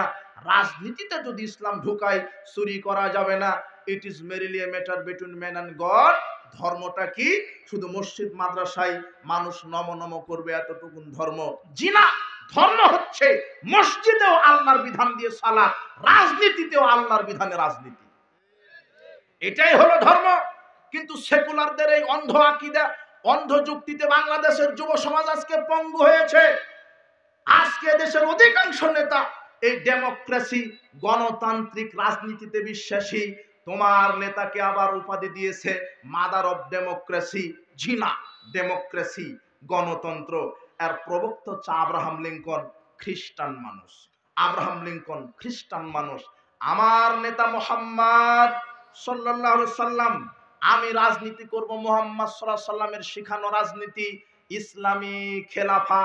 আমি খ্রিস্টানের মতবাদে রাজনীতি করতে পারি না, আমি মুসলিম। আরে তোমার দাড়িওয়ালা টুপিওয়ালা হুজুর ক্যানভাস শুরু করে দিয়েছে ডেমোক্রেসির উপরে। এ যুক্তি দিচ্ছে আমরা তো ভালোই চাচ্ছি, ইসলাম কায়েমের জন্যই এই গণতান্ত্রিক পদ্ধতি মেনে নিয়েছি। জি না, ওয়াল্লাহি এই পৃথিবীতে যদি ইসলাম কায়েম হয়, ইসলামের নীতিতে ইসলাম কায়েম হবে। কোনদিন ইহুদি খ্রিস্টানের নীতিতে পৃথিবীতে ইসলাম কায়েম হতে পারে না, পারে না, পারে না। ইসলাম কায়েম হবে ইসলামের নীতিতে, নবীর নীতিতে, আল্লাহর বিধানে। ইহুদি খ্রিস্টানের এই ডেমোক্রেসি কাল্পনিক বস্তাপচা মতবাদে কশিন কালেও ইসলাম কায়েম হতে পারে না। এই ডেমোক্রেসি একটা ধোঁকাতন্ত্র, একটা হত্যাতন্ত্র, একটা গণতন্ত্র, একটা সন্ত্রাসতন্ত্র, একটা চুরিতন্ত্র, একটা দুর্নীতিতন্ত্র। অমুককে মারো, অমুককে হটাও, অমুককে গুম করো, আমাকেই ক্ষমতায় থাকতে হবে, এর নাম হচ্ছে গণতন্ত্র। গণতান্ত্রিক রাজনীতিতে কোনো মুসলিম বিশ্বাসী হতে পারে না। গণতান্ত্রিক রাজনীতিতে, গণতান্ত্রিক পদ্ধতিতে গণতন্ত্র শিক্ষায় ঢুকতে পারে না, সমাজে ঢুকতে পারে না, রাজনীতিতে ঢুকতে পারে না। আমার রাজনীতিতে ঢুকবে ইসলাম, আমার শিক্ষা নীতিতে ঢুকবে ইসলাম, আমার সামাজিক নীতিতে ঢুকবে ইসলাম, আমার সার্বিক জীবনে আমি যেটা মানবো সেটা হলো ইসলাম। কখনো কালেও এই ইহুদি খ্রিস্টানের নীতিতে ইসলাম কায়েম হবে না। গণতান্ত্রিক পদ্ধতি কুফরি পদ্ধতি, এটা শিরকি পদ্ধতি। আপনাকে আজকে গণতান্ত্রিক রাজনীতি শিখে উঠতে হবে, আর ইসলামী রাজনীতি শিখে উঠতে হবে। গণতন্ত্র কি? মানুষের তৈরি করা আইন, আর ইসলাম হচ্ছে আল্লাহর সংবিধান। কার? গণতন্ত্র হচ্ছে মানুষের তৈরি করা মানব রচিত জীবন বিধান গণতন্ত্র, আর ইসলাম হচ্ছে আল্লাহ প্রদত্ত জীবন বিধান। গণতন্ত্রে অধিকাংশের রায় চূড়ান্ত, আর ইসলামে ওহির বিধান চূড়ান্ত। গণতন্ত্রে মানুষের আইন পরিবর্তনশীল, আর ইসলামে কোরআন হাদিসের বিধান অপরিবর্তনশীল। গণতন্ত্রে সকল ক্ষমতার উৎস জনগণ, আর ইসলামে সকল ক্ষমতার উৎস আল্লাহ। গণতন্ত্রে সার্বভৌম ক্ষমতার উৎস মালিক, গণতন্ত্রে সার্বভৌম ক্ষমতার উৎস জনগণ, আর ইসলামে সার্বভৌম ক্ষমতার মালিক হচ্ছেন আল্লাহ। কশিন কালেও গণতন্ত্র ইসলামে এক হতে পারে না। হে ছাত্র সমাজ, হে যুব সমাজ, তোমরা ইসলামকে বোঝার চেষ্টা করো, তাওহীদকে বোঝার চেষ্টা করো। তোমরা 5 আগস্টে স্বাধীন হয়েছে বলছো না, তোমরা বলছো আমরা জুলুম থেকে রক্ষা পেয়েছি। জি না, তোমরা ছাই পাওনি, কচু জুলুম থেকে রক্ষা পাওনি। আজকে যদি বাংলাদেশের উপদেষ্টারা বলে আগামীকাল আমি এই গণতান্ত্রিক পদ্ধতিতে আমি সরকার ব্যবস্থার ডাক দিলাম, তাহলে আপনি 2 চোখে যেই লাও সেই কদু দেখতে পাবেন। এক জালেম গেছে, আর এক জালেম বসবে। এক দুর্নীতিবাজ গেছে, আর 100 দুর্নীতিবাজ বসবে। আরে গণতন্ত্রের অপর নাম হচ্ছে দুর্নীতিবাজ। গণতন্ত্র হচ্ছে দুর্নীতিবাজ। গণতন্ত্র মানে হত্যাতন্ত্র, গুমতন্ত্র। আব্রাহাম লিঙ্কনের কাল্পনিক পদ্ধতি মানবো কেন? আমি কাপুরুষ। গণতন্ত্র আর একটা নীতি। গণতান্ত্রিক যারা নেতা হয়েছে বাংলাদেশে মুসলমান, এরা হলো ঘর জামাই মুসলমান। এরা হক কথা বলতে পারে না। এরা বলে জাতীয় ইস্যু, জাতীয় সঙ্গীত বন্ধ করা যাবে না, এটা জাতীয় ইস্যু। কাপুরুষ। ওমা তোমার আকাশ তোমার বাতাস, ওটা আল্লাহর আকাশ আল্লাহর বাতাস। আমি যদি মুসলিম নেতা হই, আমাকে মিডিয়াতে বলতে হবে আমি মুসলিম ধর্মমন্ত্রী হয়েছি। আমাকে মিডিয়াতে বলতে হবে এই জাতীয় সঙ্গীত ছেড়ে গেছে, আমি বাতিল দেখতে চাই। আমার ইমানি দায়িত্ব আমি বলার, বাতিল হোক আর না হোক। কিন্তু তোমার এই ধর্মমন্ত্রী, তোমার এই যত ডেমোক্রেসির উপরে এই সেকুলার দেশের যারা নেতা হবে, এরা হলো একটা ঘর জামাই হয়ে বসে আছে। এরা হক কথা বলতে পারছে না। আরে ইব্রাহিম আলাইহিস সালাম মুন্ডুবে ঢুকেছে মূর্তি ভেঙে দেওয়ার জন্য, আর তোমার দাড়ি টুপিওয়ালা হুজুর মুন্ডুবে ঢুকে মূর্তি উদ্বোধন করার জন্য। পার্থক্য আছে, তফাৎ আছে বেটা। ধর্ম আগে বুঝতে হবে, তাওহীদ আগে বুঝতে হবে। তোমার নেতা এই আব্রাহাম লিঙ্কনের কাল্পনিক পদ্ধতিকে মেনে নিল কেন? আবু জেহেল, উতবা, সাইবা। আবু জেহেল, উতবা, সাইবা মুহাম্মদ সাল্লাল্লাহু আলাইহি ওয়াসাল্লামের কাছে গিয়ে বলছেন, আপনি 1 বছর আমাদের মূর্তি পূজা করেন, আমরা 1 বছর আপনার আল্লাহর পূজা করব। তখন রাসূল বলছেন, জি না, চলবে না। হয় একবার ইসলামের ভিতরে ঢুকো, আমি কখনো মূর্তি পূজা করব না। এতে দেখো ঘর জামাই নেতা হননি। মুহাম্মদ সাল্লাল্লাহু আলাইহি ওয়াসাল্লামকে মক্কার আবু জেহেল, উতবা, সাইবারা বলছেন, আপনি নারী চাইবেন, নারী দিব। টাকা চাইবেন, টাকা দিব। গাড়ি চাইবেন, গাড়ি দিব। বাড়ি চাইবেন, বাড়ি দিব। আরে মন্ত্রী করে দিব। আমাদের 1 বছর ধর্ম আমাদেরটা মানেন। তখন মুহাম্মদ সাল্লাল্লাহু আলাইহি ওয়াসাল্লাম বললেন, জি না, লাকুম দীনুকুম ওয়ালিয়া দীন। তোমাদের ফলাফল তোমাদের, আমার দিন ইসলাম। আমি ঘর জামাই নেতা হতে রাজি নই। এই ছেলে শোনো, এদেশের অধিকাংশ মুসলিম নেতা ঘর জামাই। এরা ইসলাম বোঝেনি। ইসলাম তার নিজস্ব আকীদায় থাকবে, ইসলাম কোন মতবাদের মুখাপেক্ষী নয়। কশ্চিন কালো বিজাতির নীতিতে ইসলাম কায়েম হবে না, ইসলাম কায়েম হবে মুহাম্মদ সাল্লাল্লাহু আলাইহি ওয়াসাল্লামের নীতিতে। মানুষকে আকীদা আমলের দাওয়াত দিতে হবে। আজকে তরুণ সমাজ জেগেছে, এরা হকের পক্ষে আন্দোলন করতে শিখেছে, রক্ত দিতে শিখেছে, এরা অধিকার আদায় করতে শিখেছে, এরা বাতিলের বিরুদ্ধে হুঙ্কার দিতে শিখেছে। তবে আফসোস, এদেশের অধিকাংশ মানুষ সঠিক ইসলাম এখনো শিখেনি। আজকে এই তরুণ সমাজ, ছাত্র সমাজ, শুধু নেতার মূর্তি ভাঙা হবে কেন? যেদিন এই বাংলাদেশের 20 কোটি মানুষের মধ্য থেকে যুব সমাজ যেদিন তাওহীদের পক্ষে গণবিপ্লব করবে, সেদিন বাংলাদেশ থেকে খানকা, কবর, মাজারকেও ভেঙে দেওয়া হবে ইনশাআল্লাহ। তোমার নেতার মূর্তির সামনে কেউ সেজদা করে না, মানত করে না, শিরক করে না, কিন্তু যত শিরক হয় কবর, খানকা, মাজারে। এদেশে যখন ইসলামের পক্ষে গণবিপ্লব হবে, তাওহীদের পক্ষে গণবিপ্লব হবে, সেদিন মুনাফিক, কাফের, জালেম তো পালাবে। এদেশের কবর, শিরকের শিখণ্ডী, মাজার, খানকা, এগুলিকেও কবর দেওয়া হবে ইনশাআল্লাহ। হবেই। ছাত্র সমাজকে জাগতে হবে। তোমাদের 5 আগস্টের আন্দোলন যদি ইসলামের উপরে হতো, তাহলে আজকে আমরা সংসদে আলেম ওলামা, সংসদের 300টা সিটে আজকে আলেম ওলামাকে দেখতে পেতাম, আর বাংলাদেশের সংবিধান আমরা দেখতে পেতাম কোরআন আর হাদিস। কিন্তু তোমরা দুনিয়ায় বুঝলে এই গণতন্ত্রকে, এটা কুফরি মতবাদ, গণতন্ত্রকে কবর দাও। হে বাংলাদেশের ছাত্র সমাজ, তোমাদেরকে বলছি, আমাদের কথার একটু মূল্যায়ন করো, বক্তব্যটা বোঝার চেষ্টা করো, তাওহীদ ইসলামকে সঠিকভাবে বোঝার চেষ্টা করো। যদি তাওহীদ সঠিকভাবে বুঝো, তাহলে ইহুদি খ্রিস্টানের নীতিতে রাজনীতি করা লাগবে না। আমার রাজনীতি আল্লাহ শিখিয়েছেন, আমার আদর্শ রাসূল সাল্লাল্লাহু আলাইহি ওয়াসাল্লামের আদর্শ। আজকে দেশের ছাত্র সমাজকে বলে যাচ্ছি, তোমরা তাওহীদের পক্ষে বিপ্লব করো। আমরা আগামীতে কোন দলের সরকার দেখতে চাই না, আমরা আগামীতে দেখতে চাই বাংলাদেশের 20 কোটি মানুষের সরকার। এক দল ক্ষমতায় গেলে বাকি সব দল পরাধীন। কথা বুঝেননি? এক দল ক্ষমতায়, আর এক দল কোন কনফারেন্স করবে, ওর কাছে ভিক্ষা চাইতে হবে যে একটু অনুমতি দেন। কথা বুঝেননি?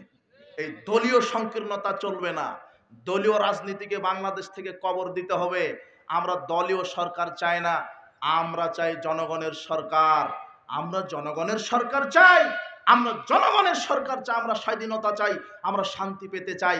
আর শান্তি তখনই হবে যখন বাংলাদেশের সংবিধান হবে কোরআন আর হাদিস। 1971 সালে আমরা স্বাধীন হয়েছে, এই কথা মিথ্যা। আমরা নামে মাত্র স্বাধীন হয়েছিলাম, কিন্তু 1971 সাল থেকে 52 বছর পর্যন্ত আমরা ওই ইহুদি খ্রিস্টানেরই এই কুরুচি বিধান দ্বারা আমরা এতদিন পরিচালিত হচ্ছি। আমরা তাদেরই বিধান, রাস্তাঘাট, অফিস আদালত, কোর্ট কাচারিতে তাদেরই বিধান। আমরা মুসলিম হয়ে ইসলামের বিধান মানতে পারি না। ধিক আমার নেতৃত্বের, ধিক আমার মন্ত্রিত্বের। যেই মন্ত্রিত্ব পাওয়ার পরেও আমি সংবিধানে কোরআন হাদিস যোগ করতে পারিনি, যেই নেতৃত্ব হওয়ার পরেও আমি রাষ্ট্রীয়ভাবে সুদকে হারাম ঘোষণা করতে পারিনি, যে নেতৃত্ব অর্জন করার পরও আমি শিরক বেদাতের বিরুদ্ধে হুঙ্কার দিতে পারিনি, ঠিক এই নেতৃত্বের। ঠিক আপনি কি করলেন নেতৃত্ব দিয়ে? বলছিলাম এই গণতন্ত্র কুফরিতন্ত্র, গণতন্ত্র কুফরিতন্ত্র, একে কেউ মূল্যায়ন করতে পারে না। যুব সমাজ, তোমাদেরকে বলছি, এই ভোটতন্ত্র হারাম। প্রচলিত যে ভোটতন্ত্র, শোনো, রাজনীতি করা ফরজ, রাজনীতি করা ফরজ, তবে অবশ্যই সেটা রাসূল সাল্লাল্লাহু আলাইহি ওয়াসাল্লামের রাজনীতি। আর বর্তমানে বাংলাদেশে যে পচা প্রচলিত রাজনীতি আছে, এটা টোটালি হারাম, টোটালি হারাম, টোটালি একটা ভণ্ডতন্ত্র। এটা একটা, এই রাজনীতি করা হারাম। যে রাজনীতিতে ইসলাম মানা যায় না, যে রাজনীতিতে একজনকে হত্যা আর একজনকে গুম করা হয়, যে রাজনীতিতে মায়ের বুক খালি করা হয়, যে রাজনীতি করতে গিয়ে রক্ত দিতে হয়, যে রাজনীতি করতে গিয়ে ছেলে বাপ হারা হয়ে যায়, বাপ সন্তান হারা হয়ে যায়, স্ত্রী স্বামী হারা হয়ে যায়, স্বামী স্ত্রী হারা হয়ে যায়, সন্তান মা হারা হয়ে যায়, মা সন্তান হারা হয়ে যায়, এই পচা গণতন্ত্র আমরা চাই। এই প্রচলিত ভোট পদ্ধতি হারাম। এই ভোট পদ্ধতির মাধ্যমে যদি নেতা নির্বাচন করেন, তাহলে অযোগ্য লোকেরা হবে নেতা। যত সুর দুর্নীতিবাজ এদেরকে আপনি নেতা দেখতে পাবেন। কথা বুঝেননি কথা? এই যে আমি বহু বক্তব্যে বলেছি, বক্তৃতা এটাই চলছে এখন। এই জন্য মাদানী সাহেব এমপিতে দাঁড়িয়েছে। কি মাদানী? আর এটা হলো মুচি। এটা কি মুচি? ভোট এখন ভোট শুরু হয়েছে, এমপিতে দাঁড়িয়েছে দুজন। মাদানী ভোট পেয়েছে বাংলাদেশের 50 জন বড় বড় আলেমদের, যারা তাকওয়াশীল পরহেজগার, আলেমেরা মাদানীকে ভোট দিয়েছে, নেতা হিসেবে দেখতে চাই। আর এই মুচিকে ভোট দিয়েছে 51 জন ম্যাথরে। কে? মন্ত্রীকে। একটা ভোট কি পেয়েছে? হ্যাঁ, গণতন্ত্রে মাথা গণা হয় শুধু, কিন্তু মাথার মধ্যে ঘেলু গণা হয় না। কথা বুঝেননি? 51টা পেয়েছে এই মন্ত্রী। এতদিন এই অযোগ্যরাই বাংলাদেশের নেতৃত্ব দিয়েছে, তাই তো চুরি ডাকাতির অভাব নাই। এটা চুরিতন্ত্র, হত্যাতন্ত্র, একটা মামলাতন্ত্র। এক একটা নেতার 200, 500, 1000টা করে মামলা। এটা একটা মামলাতন্ত্র। এটা হলো গণতন্ত্র, এগুলি ফজিলত। কথা বুঝেছেন? এই ভোটের সময় যখন আসে, এই যে এবারে কুরবানিতে একটা খাসি বিক্রি হয়েছে 15 লক্ষ টাকা দিয়ে। কত? কত? 15 লক্ষ টাকা। আর ভোটের সময় যখন আসে তখন একটা বান্দা নামক ছাগলের দাম হয় 15 টাকা। কি বুঝলেন? মেম্বার বলে দিছে, ডিম আমার পক্ষ থেকে, 1 কাপ চা আমার পক্ষ থেকে, আমার বাক্সে যেন ভোটটা আসে। একটা ডিম খেয়ে বিক্রি হয়ে গেছে। এখন একটা চেয়ারম্যান হতে 1 কোটি টাকা লাগে। কত কোটি? 1 কোটি বাস্তব। তো ও যে 1 কোটি টাকা খরচ করে চেয়ারম্যান হলো, ও তো চেয়ারম্যান হওয়ার প্রথম দিনেই মনে মনে শপথ নিবে, আল্লাহ 20 কোটি টাকা আগে দুর্নীতি করব। 1 কোটি টাকা খরচ করে চেয়ারম্যান হয়েছে। তার মানে গণতন্ত্র মানে একটা চুরিতন্ত্র আর দুর্নীতিতন্ত্র। কথা বুঝেছেন? এই লাইনে আর আসে শুধু চুরি করার জন্য। সমাজ সেবার নামে মুখোশ পড়ে আরো সমাজকে এরা ধ্বংস করে দিচ্ছে, কিন্তু বাংলাদেশের মানুষ এরা বুঝতে পারছে না। বলছিলাম, অযোগ্য লোকেরা ক্ষমতায় আসে গণতান্ত্রিক ভোট পদ্ধতির মাধ্যমে। গণতান্ত্রিক নেতা নির্বাচন হচ্ছে ইলেকশন, আর ইসলামী নেতা নির্বাচন হচ্ছে সিলেকশন।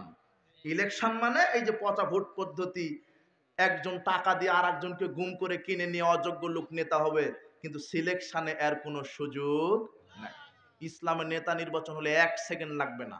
10 জন আলেম ওলামা জ্ঞানী গুণী লোক এক মঞ্চে বসে বলবে যে আমরা অমুককে নেতা হিসেবে দেখতে চাচ্ছি, বাস খালাস। অমুককে আমরা পরহেজগার তাকওয়াশীল, ওনাকে আমরা দেশের সরকার হিসেবে দেখতে চাচ্ছি। আর বর্তমানে যেই উপদেষ্টারা আছে, এরা ভোটের মাধ্যমে আসছে। কিসের মাধ্যমে? এরা চালাক না 100 বছর। কোন আপত্তি আছে? জি না বলে আপত্তি আছে? ক্যানভাস করা লাগবে, শুরু করে দাও দিন রাত, আমাকে ক্ষমতায় যাওয়া লাগবে, না হলে তো চুরি করা যাচ্ছে না, আমার দল ক্ষমতায় যাও। কি এরা পারে না সবাই এক বৈঠকে বসে যত দল আছে দুটো একটা করে নিয়ে মন্ত্রী পরিষদ গঠন করতে? না, একাই যাবে, একাই খাবে। কথা বুঝেননি কথা? এটা হলো এই দলীয় সংকীর্ণতা। জি না, এই রাজনীতি আমরা চাই না। এই লেজুর ভিত্তিক রাজনীতি আমরা চাই না। আমরা চাই ইসলামী রাজনীতি, ইসলামী খেলাফা। তোমার মৌলভী সাহেব বলছে আমরা ইসলামী গণতন্ত্র করছি, আবার হিন্দু সংগঠন বানায় ফেলছে তোমার নেতা। কি লোভ ক্ষমতা! ইসলামী গণতন্ত্র ট্যাগ লাগায় দিছে। তা আমি তখন বলেছি তোমার হুজুরকে যে আমিও লাগাই দিলাম ইসলামী গাঁজা ফ্যাক্টরি। তাহলে গাঁজা বৈধ হবে না? আচ্ছা লাই বৈধ হবে না? ইসলামী আছে যে, এটা ইসলামী গাঁজা। তোমার হুজুর বলছে এটা ইসলামী গণতন্ত্র, আর ওটা ধোঁকাতন্ত্র, একটা সিটারি বাটপাড়ি তন্ত্র ছাড়া কিছু না। তুমি আসো রাসূল সাল্লাল্লাহু আলাইহি ওয়াসাল্লামের ইসলামী খেলাফায় নিজ আদর্শে টিকে থাকো। আমার এই বক্তব্য তোমার নেতাকে বুঝতে লোড নেওয়া লাগবে। বুঝবে না, ক্ষমতায় উন্মাদ হয়ে আছে, যে কোনো মূল্যে ক্ষমতায় যেতে হবে। গণতন্ত্র মানে মুদ্রার এই পিঠ আর ওই পিঠ সমান। গণতান্ত্রিক সংবিধান যদি বাংলাদেশে থাকে, আর জিব্রাইলও যদি বাংলাদেশের প্রধানমন্ত্রী হয়, ওকেও সুদ খাওয়া লাগবে। কথা বুঝেননি মনে হয়? ওকেও ওই মুন্ডবে যাওয়া লাগবে। গণতন্ত্র মানে আর কোনো এটা একটা ধর্ম না। কখনো হিন্দুর পাট নিতে হবে, কখনো খ্রিস্টানের, কখনো হিজড়ার, কখনো নারীর, কখনো পুরুষের, কখনো ওই বৌদ্ধর। মানে গণতন্ত্র মানে সব চলবে। কথা বুঝেননি? এদেশে হিন্দু থাকবে, খ্রিস্টান থাকবে, ঠিক আছে। ইসলাম যখন ক্ষমতা আসবে এদেরকে জিজিয়া দিয়ে থাকতে হবে। হিন্দু ধর্মে বাধা দেওয়া যাবে না। অনেকে আবার এই এক শ্রেণীর নাস্তিক আছে, এরা বলে সর্বনাশ, ইসলাম যদি ক্ষমতায় আসে তাহলে হিন্দুদের আবার কি হবে? কথা বুঝেননি? মায়ের চাইতে মাসির দরদ কি বেশি। অথচ ইসলাম সাম্য, সম্প্রীতি, সৌহার্দ্যপূর্ণ ধর্ম। আল্লাহ বলেছেন তোমরা বিধর্মীকে গালি দিও না। সূরা আনামের 108 নম্বর আয়াতে বলছেন তাদের দেবতাকে গালি দিও না, তাদের মন্দির ভাঙবে না। যদি তোমরা তাদের দেবতাকে গালি দাও, তারা অজ্ঞতাবশত তোমাদের আল্লাহকে কি দিবে? গালি দিবে। তাদের ধর্ম তারা মানুক। হিন্দু তাদের ধর্ম মানবে, খ্রিস্টান তাদের ধর্ম মানবে, কোনো আপত্তি নাই।